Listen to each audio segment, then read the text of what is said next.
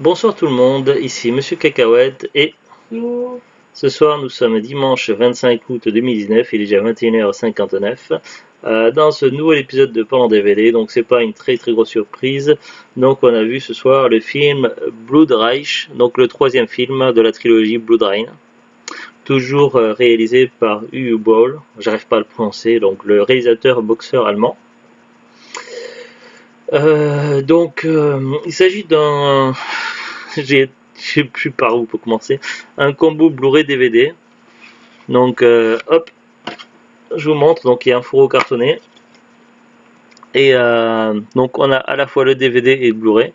Donc nous on a vu en DVD, on n'a pas vu le Blu-ray.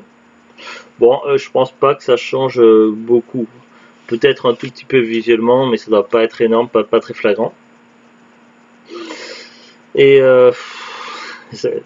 on va commencer quand même par lire le synopsis au dos, mais bon voilà, j'ai déjà envie de me plaindre sur ce film, j'ai été quand même relativement déçu. Alors, en pleine guerre mondiale, la vampire la plus sexy du jeu vidéo revient pour se mesurer au Troisième Reich. En 1942, les armées nazies d'Hitler règnent en maître absolu sur l'Europe que le Reich domine avec violence et barbarie. Dans ce chaos de haine et de sang règne une vampire damnée par l'immortalité décide de se confronter au Führer et ses hordes de nazis. Mais elle ignore qu'Hitler l'attend déjà afin de s'accaparer son immortalité et assouvir son rêve, devenir le vampire Führer suprême et bâtir un Reich éternel. Bon, déjà, le synopsis, c'est n'importe quoi. Donc, elle affronte des soldats nazis, tout ça, mais en fait, la grosse partie du film, c'est par rapport à un des commandants allemand nazi qu'elle affronte, mais Hitler dans l'histoire, il y a strictement aucun rapport, quoi. Donc il y a juste le contexte, on le voit apparaître une fois vite fait lors de quelques images comme ça historiques, je crois qu'ils mettent, mais sans plus, quoi. Il y a un des scientifiques nazis, un docteur nazi qui veut apporter son sang de d'Amphir pour l'apporter à Hitler pour qu'il devienne plus puissant, mais voilà, donc Hitler, non, il ne l'attend pas, et d'ailleurs, il est même pas au courant encore de cette histoire-là, de la d'Amphir et des vampires. Voilà, donc ne cherche pas spécialement à se confronter contre lui, elle cherche à éliminer les nazis, tout ça, l'armée allemande, mais ouais, donc voilà, il y a déjà des conneries écrites au dos enfin, au niveau des résumés. Ensuite, ils écrivent les armées d'Hitler face à la vampire la plus sexy de la licence du jeu vidéo Blood Rain, une bataille exceptionnelle à grand spectacle, la sublime Natasha Malt, Target, Percy Jackson, Dead or Alive, incarne Rain, la vampire sanguinaire face aux sbires mutants nazis, incarné par Michael Parr, Philadelphia expérimente, la défense de Lincoln, et Clint Howard, Star Trek Halloween. Ouais. Bataille exceptionnelle à grand spectacle. J'aurais plutôt dit bataille de l'ennui à grand ennui, grand fort d'ennui. Non, c'est pas à ce point encore. Bah moi franchement par rapport aux deux premiers Blood Rain, je me suis Oui, quand même ennuyé. ouais, mais c'est regardable quand même. Ouais Il y a mais des films qui ont été pires. oui c'est sûr qu'on a connu pire, mais franchement C'est c'est pas non plus le grand chef-d'œuvre. un des moins bons, un des pires de ce réalisateur là, Oui, du Ball. Bah je me de ce demande qu'on même, a vu. parce que tu l'as pas vu, mais le film Far Cry qui a été réalisé par Uwe Boll, j'ai détesté ce film là, mais je me demande s'il est pas limite plus moins ennuyeux que ce film là. Je me demande, donc de toute façon on le verra, on l'a en DVD Far Cry. On le verra un de ces quatre, mais je m'en souviens plus, ça fait longtemps, ça doit faire plus de 10 ans que je n'ai pas vu le film, mais c'est vrai que c'était vraiment un navet, quoi. Alors, par où commencer? Donc, à la base, donc je connais pas bien la licence des jeux vidéo, donc j'ai jamais joué aux jeux vidéo Blood Rain. Apparemment, donc là, il y a vraiment deux jeux vidéo principaux et un spin-off. Et dans les jeux vidéo, elle affronte déjà les Allemands et les nazis. Sauf que dans les films, le premier film commence en Roumanie, donc loin dans le passé. Le deuxième film poursuit un peu plus tard, mais à l'époque des cow-boys dans le Far West. Et celui-ci, donc le troisième, donc là on avance dans le temps et on arrive en 1942, donc pendant la guerre mondiale.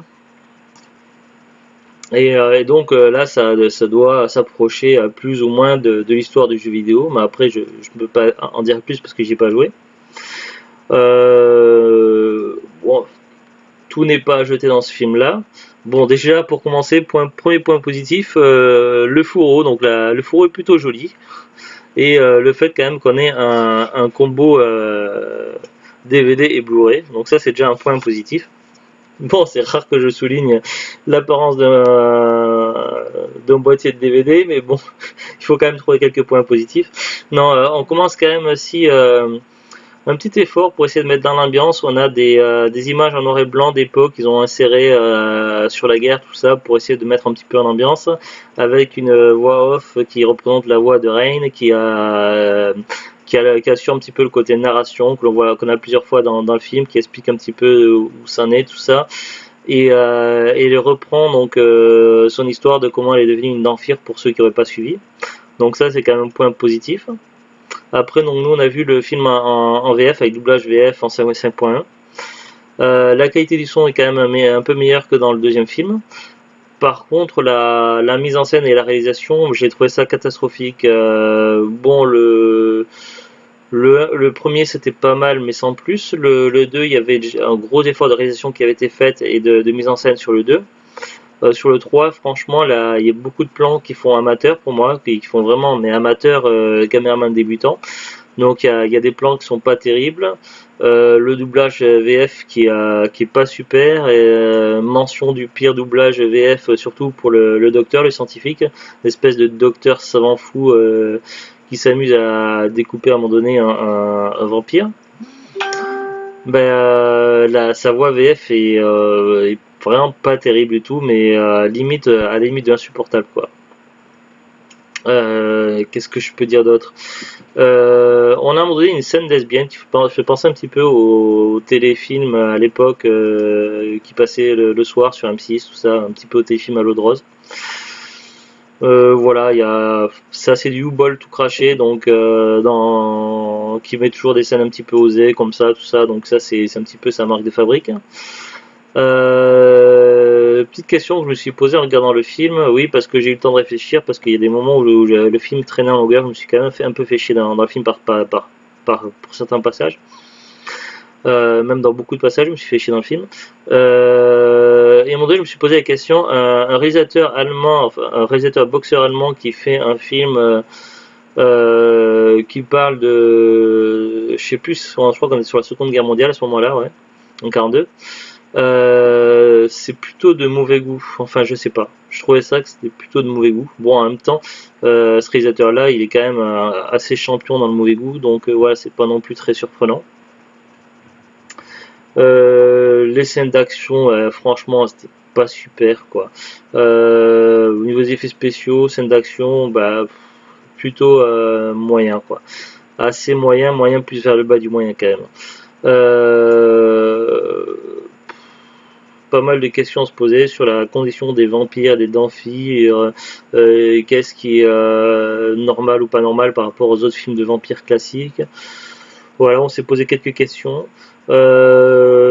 Ces épées, ils ont encore changé, ça ressemble même plus à ces épées. Les épées qu'elle avait dans le deuxième film avaient été modifiées par rapport au premier film. Là, ça ressemble quasiment plus à des épées spéciaux, c'est des épées classiques qu'elle a. Par contre, elle a mis cette espèce de couvre-chef, tout ça, sur la tête. Son look que l'on voit dès le début du film, tout ça, ça fait vraiment, on dirait que c'est très inspiré du look d'Electra, dans le film d'Electra, tout ça, comme ils avaient essayé de copier un petit peu au niveau du costume design, je sais pas. Une petite impression. Après, voilà, les personnages, les acteurs manquent de charisme, voilà. Bon, l'actrice Natasha Malt, ni pire ni meilleure que dans le deuxième film. Voilà. Bon, après, vous voyez, la jaquette nous promet des explosions, des avions, du feu, des zombies, limite des zombies nazis au lieu des vampires nazis. Ouais, franchement, ça ressemble beaucoup à des zombies nazis alors que c'est des vampires nazis. Et encore, il n'y en a pas tant que ça. Donc voilà, la jaquette déjà en soi, c'est une publicité mensongère parce que des avions, il n'y en avait à aucun moment dans le film, à ce que je sache. Une armée, il n'y avait pas d'armée, il n'y avait pas de feu. Voilà, voilà, c'est le typique des jaquettes de mauvais films qui sont faits pour appâter, pour donner envie d'acheter, alors qu'en fait, non, voilà. Ce que je peux vous dire, par exemple, ils disent que le Blu-ray a une durée de 90 minutes et le DVD de 120 minutes. Alors, en manière générale, quand un film sort en DVD en Blu-ray, c'est quasiment toujours le Blu-ray qui est la version la plus longue. Genre, si vous cherchez les versions longues des films DC Comics ou Marvel, vous l'aurez sur le Blu-ray, et sur la version DVD, vous aurez que la version standard. Là, apparemment, ils ont fait le contraire, ou alors ils ont compté les bonus, ou alors ça veut dire qu'ils ont mis les bonus dans le DVD et pas dans le Blu-ray. Alors je sais pas, c'est assez étrange comme choix. Je ne l'explique pas. Encore, voilà, comme je vous dis, on n'a pas regardé le Blu-ray, on a regardé le DVD, donc on sait pas trop ce qu'il y a dans le Blu-ray. Là, on a un petit sous-titre nazi, vampire, killer. Est-ce que c'est une référence à Buffy? Parce qu'il me semble qu'il y a un truc comme ça aussi dans Buffy à un moment donné, je sais plus, avec vampire, killer, tout ça. Voilà, donc apparemment ce serait une édition limitée Blu-ray DVD. Je sais pas, donc nous on l'avait trouvé ça pas cher à acheter à Noz, je crois à 1,99€ il y a quelques temps, je sais plus, il y a au moins un an voire 2 ans, ma grand max. Et je crois qu'il y a ce combi DVD Blu-ray est apparu plusieurs fois à Noz. J'ai regardé sur internet, apparemment il est pas si courant que ça ce combi, en tout cas je l'ai pas vu ni sur Amazon ni sur Rakuten, mais avant on va jeter un petit coup d'œil sur la fiche Wikipédia. Alors Blood Reich ou Blood Rain, le troisième Reich au Québec, est un film américano-canado-allemand réalisé par U-Ball, sorti directement en vidéo en 2011. Le film est le troisième volet de la trilogie de films qui s'inspire partiellement de la série de jeux vidéo éponyme de Majesco Entertainment Blood Rain. Il est précédé par Blood Rain 1 et Blood Rain 2 Deliverance. Ce troisième volet est celui qui se rapproche le plus de la série du jeu, car comme le premier jeu, l'action du film se déroule pendant la Seconde Guerre mondiale. Oui, c'est ce que je disais avant. Rein, dans la synopsis, ils nous disent Rein combat les nazis durant la Seconde Guerre mondiale et se retrouve sur le chemin de Eckhard Brand, un leader nazi. Eckhard Brand a pour objectif d'injecter du sang de Rein à Adolf Hitler pour que ce dernier atteigne l'immortalité. Bon, c'est pas tout à fait ça, mais on se rapproche plus du synopsis que ce qui est écrit au dos du boîtier. C'est déjà un peu plus honnête comme synopsis. Donc voilà, c'est ce film sorti en premier en Allemagne le 6 mai 2011, durant le week-end du Fear Festival. Et puis après, sortie nationale en vidéo le 24 juin 2011 en Allemagne. Bon, évidemment, le réalisateur est allemand, donc c'est logique que ça sort en premier en Allemagne. Ensuite, c'est sorti aux États-Unis le 10 juin 2011, dans un festival également. Et puis après, le 5 juillet 2011 en sortie nationale. Sorti au Canada le 5 juillet 2011 directement en vidéo. Ensuite au Japon le 12 mars 2012. Et nous en France le 5 février 2013 directement en vidéo. Au niveau de distribution et casting, Natasha Mal, donc il joue toujours Rein depuis le deuxième film, puisque dans le premier film c'était j'ai un trou de mémoire, c'était pas la même actrice. On a également donc Brandon Fleischer, Michael Paré, Clint Howard, William Bailey, Annette Kulp, Stephen Menekes, Safia Kegin et Davor Katovilo. Au niveau du décor, ça, je crois que ça se situe en Russie. Il parle à un moment, il fait allusion aux habitants de la Russie, je crois, dans le film à un moment donné, sauf qu'au niveau du décorum, ça ressemble plus pour moi à la Turquie. Alors après, je sais pas exactement, est-ce qu'ils nous donnent des infos là-dessus sur Wikipédia? Qu'est-ce qu'ils nous disent? Production. U-Ball avait d'abord prévu de tourner le film en Croatie en janvier 2008 sous le titre de Blood Rain 3 Warhammer, donc marteau de guerre, avec Kristanna Loken. Ah, donc Kristanna Loken, voilà, c'est elle qui jouait Rain dans le premier. Donc, elle aurait joué Rain dans le premier, mais pas dans le deuxième, et elle aurait rejoué Rain dans le troisième. Ça aurait été vachement logique. Bon, ça aurait été vraiment bizarre, mais du coup, non, c'est Natasha Mal qui conserve le rôle depuis le 2. Donc ils disent quoi? Donc Blood Rain 3 Warhammer avec Kristanna Loken interprète Rain dans le premier film de retour, mais le tournage est vite déplacé en 2010 et le titre est modifié et devient Blood Rain The Third Reich. En février 2010, le tournage du film commence à Zagreb en Croatie avec finalement donc c'est en Croatie. Avec finalement Natasha Malt toujours dans le rôle de Rain et le retour de Michael Paré confirmé mais dans un autre rôle. Critique. Comme les deux premiers volets, le film a reçu des critiques négatives. Le site français Sci-Fi Universe lui a attribué une note de 20 sur 100, déclarant qu'il est un tantinet meilleur que le premier. Je ne suis pas du tout d'accord. Si l'on prend en compte la différence de moyens engagés, U-Ball est un réalisateur exécrable et il nous offre encore ici un film d'action sans rythme, bourré d'incohérences et de lacunes, dû principalement à un jeu m'en foutisme et honté. Oui, ouais, c'est un petit peu ça. Si autre point positif, c'est la musique. Je parle pas de la musique dans le film ou au début du film, non, c'est la musique à la fin en fait. Quand le générique de fin commence à arriver, on a une super musique qui arrive, donc voilà. Ça nous fait une belle jambe. Ouais, je suis d'accord. Sinon, donc, pas grand chose de plus sur Wikipédia. Alors si on va sur Amazon, évidemment le DVD n'est plus vendu par Amazon. Donc le DVD seul, donc par revendeur, vendeur pro particulier, il faut compter minimum 4,70 € avec 2,79 € de frais de port.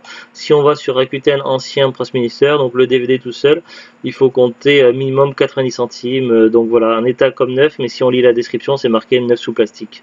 Donc 90 centimes, il faut rajouter 3,49 €. Voilà, sur les 3 DVD de la trilogie Blue Drain, le 3 c'est vraiment le plus courant, le plus facile à trouver. Donc voilà, je pense que les prix sur internet sont, même si c'est pas très cher sur Rakuten, voilà, ça reste quand même pour moi vraiment trop élevé. Étant donné que ce DVD là, donc je parle pas du combi, donc le combi lui par contre il commence vraiment à se faire, mais le DVD en lui-même de Blue Rush est relativement courant. Je serais vous, j'essaierais plutôt le trouver soit dans les magasins cash ou en brocante, tout ça, ou voir un Oz. Des fois ça réapparaît de temps en temps en Oz, mais voilà, donc ça vaut pas le coup de mettre le prix fort pour ce que c'est. Après, si vous avez les 2 premiers ou vous faites de la collection, tout ça, donc ça peut être intéressant, mais voilà, franchement, pour moi, c'est vraiment le plus mauvais de la trilogie, donc limite, si vous avez vu les 2 premiers, c'est pas bien grave de voir le troisième, surtout qu'à la fin, on a une fin plus ou moins ouverte, puisque comme c'est une guerrière héroïne, tout ça, voilà, il n'y a jamais de fin à son combat contre les vampires, donc que ce soit nazi ou pas nazi, voilà, donc il n'y a jamais vraiment de fin dans Blood Rain. Sauf pour la licence, parce qu'à moins qu'ils ressuscitent un jour la licence et qu'ils en fassent un remake sur PS4, mais j'ai quelques doutes. Je crois que la licence de Blood Rain est un petit peu tombée dans l'oubli. Voilà, donc sinon, voilà, sinon c'est un petit peu joli au niveau esthétique, le combo DVD Blu-ray, plutôt sympathique. Mais le film en lui-même, il est vraiment pas terrible. Je crois que tu n'étais pas tout à fait d'accord avec moi, Zouglitsi, de ce que je disais du film. Non, il était regardable, mais c'est pas non plus. J'ai dit ce que j'avais à dire. Ouais, moi j'ai trouvé quand même les 2 premiers bien meilleurs. Ouais. Pas non plus du grand art. Ouais. En tout cas, le prochain DVD qu'on verra, donc je ne dis pas ce que c'est pour ne pas spoiler, pour garder la surprise, mais bon voilà, c'est un film que j'avais vu il y a longtemps et je suis sûr que ça va me plaire. Donc voilà, je suis sûr de ne pas être déçu Ouais. pour le prochain film qu'on verra avec Je Zouglitsi. suis sûr que si je dis un truc, personne comprendra. Ah bon? Il faut faire une bise à Jean-Nico. Oh. Bon allez, sur ce, donc on vous dit à très bientôt, bonne soirée, bonne fin de week-end et au revoir. Ils comprendront Au pas de revoir. quel film ça.